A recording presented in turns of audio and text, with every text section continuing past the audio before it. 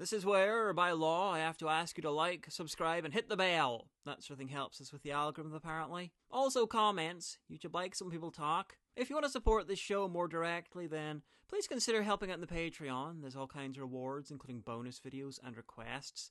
But if you're not in a position to help out and can only watch, don't feel bad. Everyone's hurting. And thanks for the views. This is the first of a handful of videos about Out of the Unknown, a British sci-fi anthology series with a very literary bent. Think of it as a British The Outer Limits with an intro strikingly similar to The X-Files. It really is a wonderful intro, full of interesting imagery, really ahead of its time. I don't know if it inspired The X-Files or if it's just two shows hitting on similarly weird imagery, but it's a fun similarity. X-Files has better music though.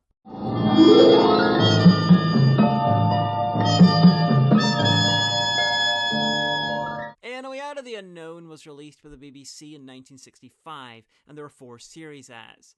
There were 49 episodes, and 28 of them are now varying degrees of missing. And it was kind of a weird show. It's a sci-fi anthology series, not unusual in its own, ever since Tales of Tomorrow. Science fiction dramas that explore the unknown. Hit the American screens in 1951. It has been a rich vein for short-lived TV shows. But what makes Out of the Unknown interesting is that for almost the entire first 3 series, the stories were adaptations of already existing classic science fiction. Almost always short stories written by the greats. Stories were based on works by Isaac Asimov, John Wyndham, William Tenn, J.G. Ballard, Frederick Pohl, Robert Sheckley, and E.M. Foster. Yes, that one.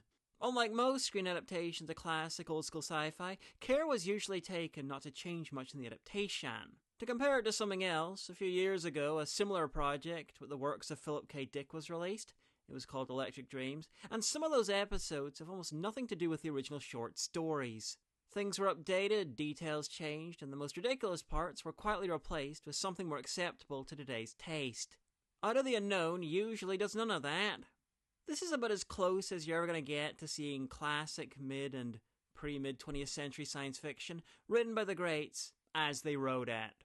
And it is sometimes fantastic. This was the brainchild of Irene Shubik, one of the UK's most respected late mid-20th century TV makers. Her most famous work included Rumpole of the Bailey and Jewel in the Crown, but her first work was called Out of This World, basically a dry run for Out of the Unknown. It was a spin-off from Armchair Theatre, a groundbreaking anthology drama show that lasted for almost 20 years and had over 400 episodes, with about 250 now missing. Sidney Newman, later the creator of Doctor Who, was in charge of Armchair Theatre and encouraged Shubik to spin it off into a sci-fi show. This was 1961, 2 years before Who. Out of This World adapted the works of John Wyndham, Philip K. Dick, and Isaac Asimov, among others. Only one episode still exists, Little Lost Robot, based on the short story by Isaac Asimov. In this story, a man gets angry at a robot and tells it to get lost. Get lost! Get lost! And it does, in a room with 60 other robots that look exactly like it. Normally, this wouldn't be a massive deal, but this robot is slightly different, slightly defective. It doesn't quite follow the 3 laws of robotics as intended. This robot will allow humans to be harmed if it's not doing the harming itself. Say if there's a dangerous situation that will either kill a robot or a human, the Asimov robot norm is that the robot will save the human at the cost of its own life. Not this robot. And there is a concern that if the general public found out that this sort of break with the laws of robotics is possible, they'll turn against robots. So there's a game of cat and mouse to identify the robot. But that's a bonus review, back to Out of the Unknown. Earlier on I said the first 3 series of Out of the Unknown were almost always adaptations of classic sci-fi, and that's because a handful of episodes were original works, such as Frankenstein Mark II, which, based on the synopsis, is the best Cyberman story that 1960s Doctor Who didn't make. Alas, like many other episodes, it's missing. Anyway, in Series 4, the show took a complete left turn and became a horror anthology, though one that often used technology in its stories, such as the episode To Lay a Ghost, which involved people using science to try and demonstrate the existence of a ghost. And do horrifying stuff as well, but I'll get to that in a few videos' time. This switch happened because Irene Shubik left the show in order to work on other, more illustrious shows, such as the highest-ranked drama of the day, The Wednesday Play. And apparently, her replacement Alan Bromley didn't much care for sci-fi, which is deeply ironic because he later worked for Doctor Who. In these videos, I'm going to be talking about the surviving stories, kind of like my Big Finish videos. I won't be going scene by scene, but giving you an overview and flavour for each one. When it's an adaptation of existing work, I'll talk about the author so you can see what else they did. My hope is to do 4 episodes of video and maybe a final video talking about the most interesting missing stories, such as Frankenstein Mark II and Get Off My Cloud, arguably the first official Doctor Who crossover episode, which in classic 1960s Doctor Who fashion is completely missing.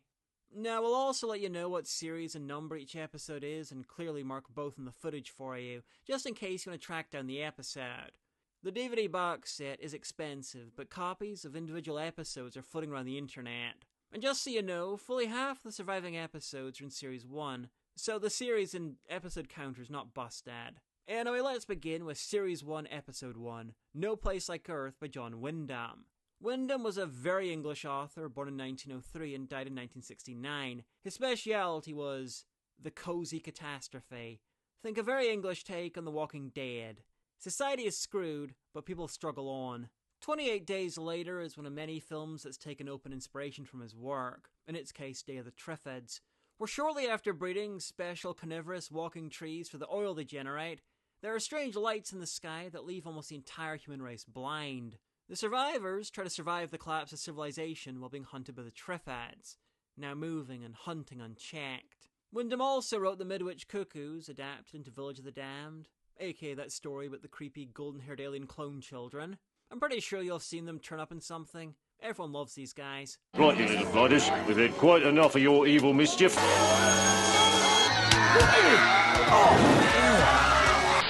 He also wrote The Kraken Wakes, a very fun take on the War of the Worlds, where the aliens are colonizing the sea. Sadly, it's never been given a film or TV adaptation.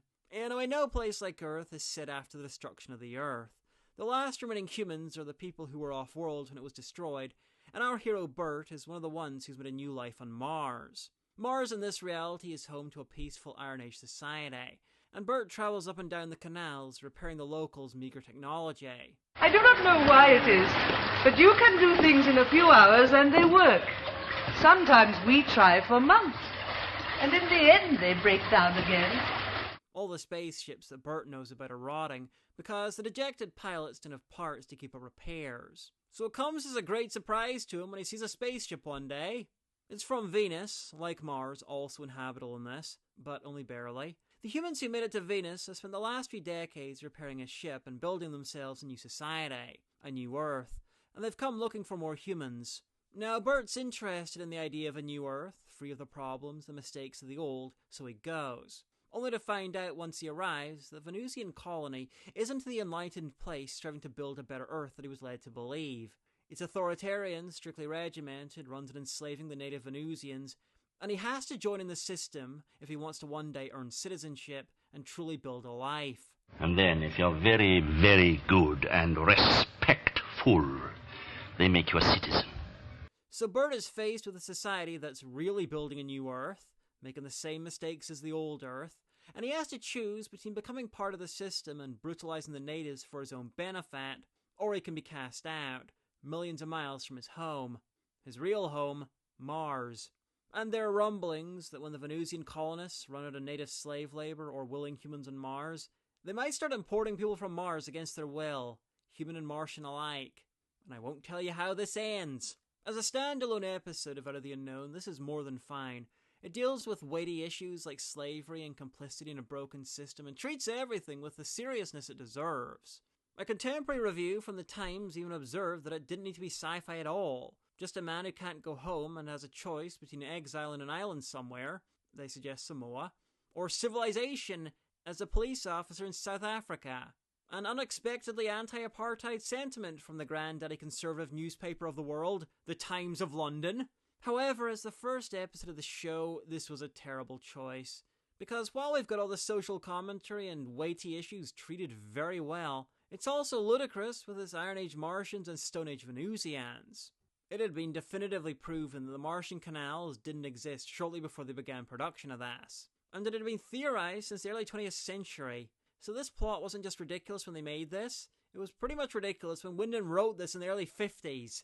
To her credit, Irene Shubik realized this though. She tried to change the locations from Mars and Venus to fictional planets further from Earth, but Wyndham didn't like the change.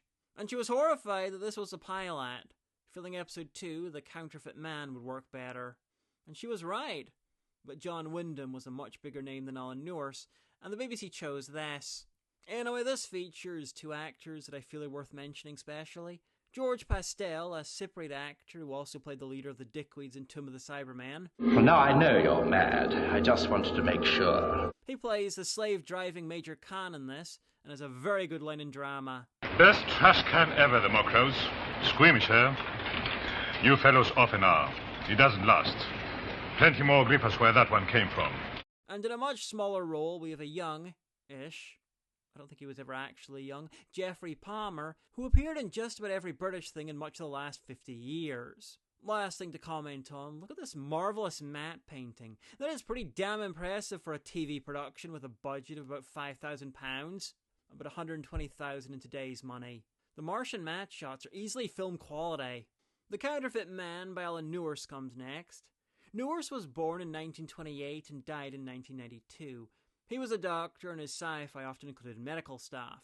Write about what you know and all that. To my knowledge, this is the only story of his ever adapted for the screen. But there's a rather big asterisk to that.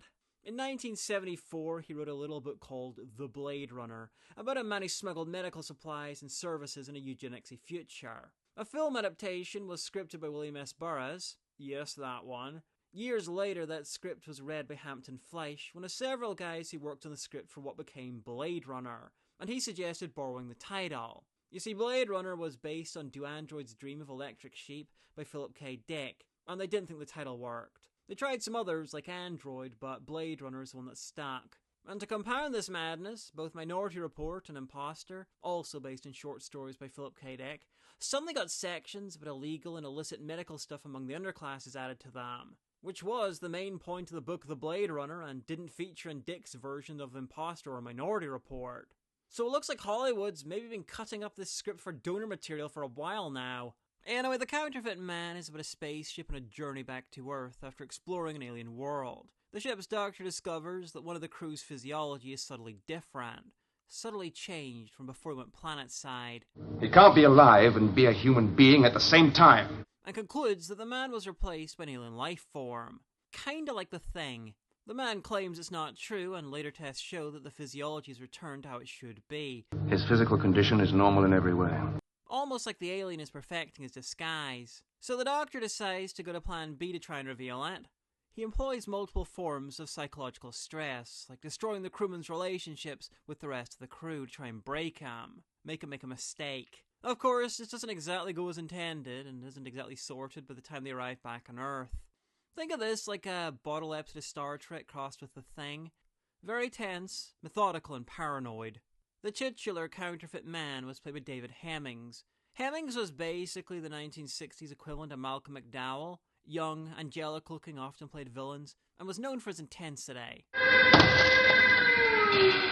To make the comparison even more obvious, Hemmings was supposed to play Alex in a 60s adaptation of Clockwork Orange that was never made. He later drifted behind the camera, becoming a prolific director, and occasionally appearing in front of it. At one point, it was so obscure that people thought he was dead. But as he put it himself, "People thought I was dead, but I was just directing the A-Team." He also developed two of the most distinctive eyebrows in show business. Hemmings was actually going through a bit of a career renaissance when he died in 2003, having recently appeared in Gladiator, Gangs in New York, and Equilibrium.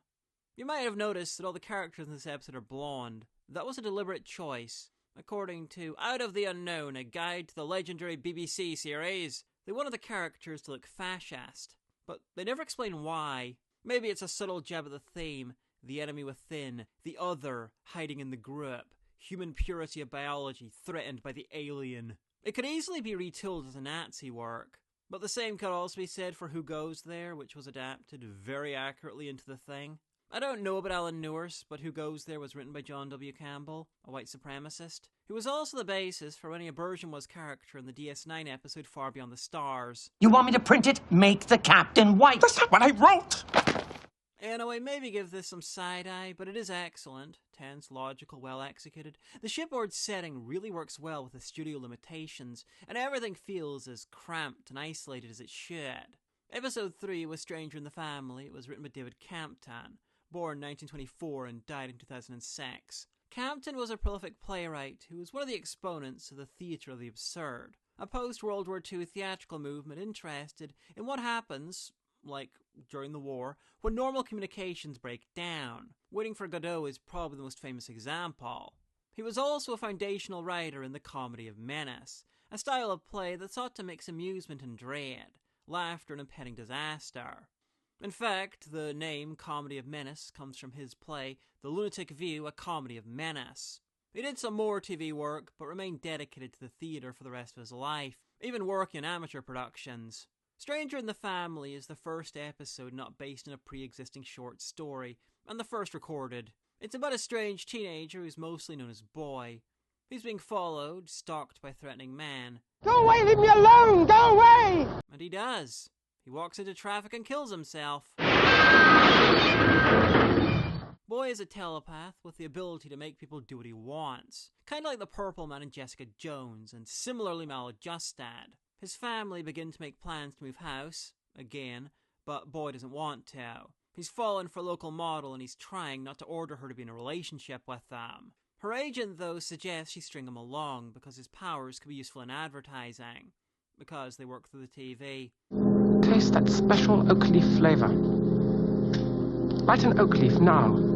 Now. So we've a doomed relationship where each is manipulating the other. She for her career and him to feel normal for once. And the stalker? Well, there's a number of them. The government wants him for their own purposes. I don't know if this is technically a comedy of menace, but it has both of them in droves. For instance, the scene where Boy tells a man to run a bath and lie down in it. Climb into the bath. That doesn't prove anything. I don't mind getting into a bath. Put in the plug and turn on the taps. Lie down. Oh, no! You can't. Look at you. You can just do your...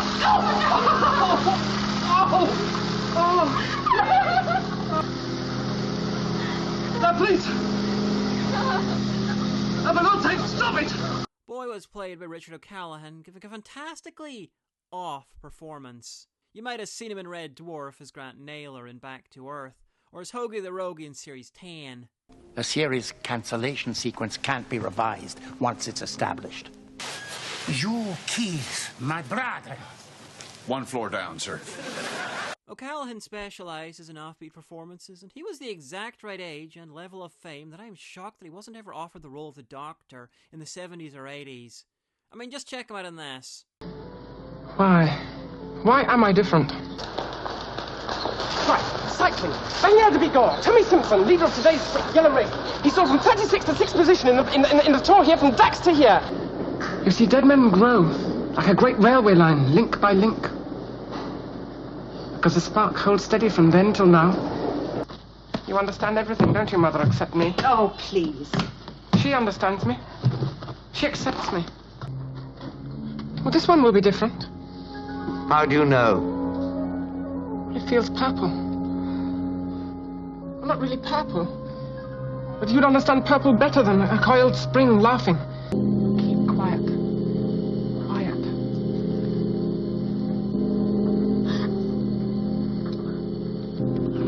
Sonny, help me! Kill him! Kill him! Kill him! Kill him! Kill him! Kill him! You do it, I'd like. I must be completely what I am. I accept myself as I am. I know. But nah, he was never offered the role, never shortlisted, never auditioned, and never even appeared in the show. Though there is still time, he's still around. Boy was his screen debut, and he is fantastic. Odd, dangerous, childlike in the worst way, and genuinely alien. It's a crime that the guy isn't more well known. This also features Jack May, who played Sims in Adam Adamant Lives, another fantastic performer who constantly dances the line between theatrical and restrained. You might have noticed some similarities between this and Star Trek's Charlie X. I have no idea if it was an influence, but this aired a full year beforehand. In 1968, an unrelated anthology called Journey to the Unknown aired, produced by Hammer Horror and 20th Century Fox. It lasted for 17 episodes, and it included a remake of Stranger in the Family, which also survives. So somehow, in an era where so many TV episodes are missing, presumed destroyed, we can directly compare two different versions of the same story, made only 3 years apart. And I have compared them, and Out of the Unknown's version is so much better. Anyway, I don't know if you saw my salvage review, but I had this to say about the sound design.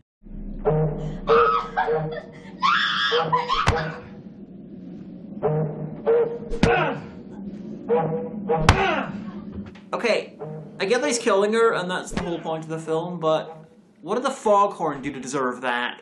So imagine my shock when I hear the exact same sound turn up in this. Weird. But then so's the whole episode. In a kinda subtle way. Like how Boy has no fingernails. Just kind of off. It's good though. Episode 4 brings up the big gun of sci-fi, Isaac Asimov. He doesn't need an introduction, but he's getting one anyway. Born in 1920, he died in 1992. He's one of the biggest names in the genre, even decades after his death. He reinvented robots in fiction. He wrote the Foundation series, charting thousands of years of future history. He wrote almost 400 short stories, countless science books, and he had the best sideburns on the planet. Ever the futurist, he was one of the first famous straight people to die of AIDS. If there's a Mount Rushmore of sci-fi and Asimov's not on it, then blow it up and carve another one. This is the dead past, and it deals with time travel, though not in the usual way. It's the near future, and an academic, Dr. Potterly, is obsessed with demonstrating that the ancient Carthaginians didn't perform child sacrifice. His own child died tragically, and it's clear he's shunting his grief onto this project, and it's destroying his marriage. Now, people have already invented the chronoscope, a kind of time window that allows you to view the past, but the totalitarian government carefully controls its use, giving out snippets of images from the ancient past every so often to amuse the public. Potterly therefore enlists a young and upcoming academic called Foster to help him build an illegal chronoscope, to prove that the government is keeping images from the past from them. And this is going to be the few times I spoil the ending, so go to this time if you want to skip this and want to watch it for yourself. Okay, now that they skipped ahead, they succeed. They are able to create the chronoscope. It was quite easy, but it only goes back a few decades, and anything but the very recent past is extremely blurry. The government has hid the chronoscope, faked the images that it gave to the public, used it to spy on the population and suppress the information that is extremely easily built from common future materials, because it would allow everyone on the planet to spy on everyone else. They fear that it would lead to a far more destructive and totalitarian regime than they have right now. No privacy at all. Everyone's lives open to everyone else. Obsessive voyeurism. The fascism of the mob. People wouldn't even be safe in the dark because it also works with night vision. And to make matters worse, it would allow people who have lost loved ones to revisit them over and over and over again, watching obsessively, like Dr. Potterly's wife is desperate to do with their dead child. And in a final cruel twist, by the time Potterly and Foster find out why the chronoscope has been suppressed, and being convinced to drop the whole thing, it's already been leaked to the public and society's about to explode. It never occurred to any of you we were trying to protect mankind as best we could. By the end of the week, at least 500 people will be able to build a chronoscope. And there's nothing I can do to stop them. I love the twist that the totalitarian state is actually trying to hold back something worse than itself. It's very clever, though kind of horrifying when you live in a time of rising totalitarianism. If you skipped ahead, hello, welcome back. This one actually works as a fantastic warning about today, what with social media, digital surveillance, cyber stalking, and even the prevalence of nostalgia media. Obsessing over others in the past makes you lose the now, lose yourself, making society atomized and ultimately stagnant. The fascist leader was called Ahriman, similar to Ahriman, essentially the Zoroastrian devil. I have no idea if that was deliberate, though. There's no real crossover between Carthage and Zoroastrianism, except maybe fire. That's Moloch. The Carthaginians used to worship him. What's this? Oh, a furnace. And the main character's obsession with ancient religion. The cast all acquit themselves well, not a weak link among them, but the only actor I really recognise was the fantastically named Willoughby Van Goddard, who played Dr. Potterly's uncle, a dedicated anti-government resistance leader. The perfect mix of Falstaff and an old-school bomb-throwing anarchist. Lifted it. They're very trusting people in there. Won't they miss it? No, not for years. Don't let anyone catch you with it, though. Mm-hmm. The eye patch is a great touch. It would be a fantastic costume design, but he's only wearing it because Van Goddard got an eye infection right before filming. Oh, and if you're interested, there is a sequel to this story. not the TV version, the book version. It was published in Foundation's Friends, a compilation of stories set in Asimov's universe. It's called The Eternal Present and was written by Danny Malsberg. Anyway, that's 4 episodes, not a bad one among them, but The Dead Past is the best. The other 3 are small parts that clearly don't work, but The Dead Past is strong from start to the end. No Place Like Earth is probably the worst, but like I said, none are bad. This show really is an undiscovered gem compared to the more famous Twilight Zone and Outer Limits. If you enjoy anthology shows, sci-fi, or just old TV, give this a go if you can find it. It's old, long, stagey, the music's kinda naff. But one of the strengths of this sort of TV is that kind of thing is less of an issue and more of a style. Anyway, I'll soon be back with the next 4 surviving episodes. William Tenn's vision of the future of prison in time in advance. A tale of madness and plant life in Come Buttercup, Come Daisy Come. Isaac Asimov's second and last surviving episode, Sucker Bait. And the really quite wild Some Lapse in Time by John Brunner.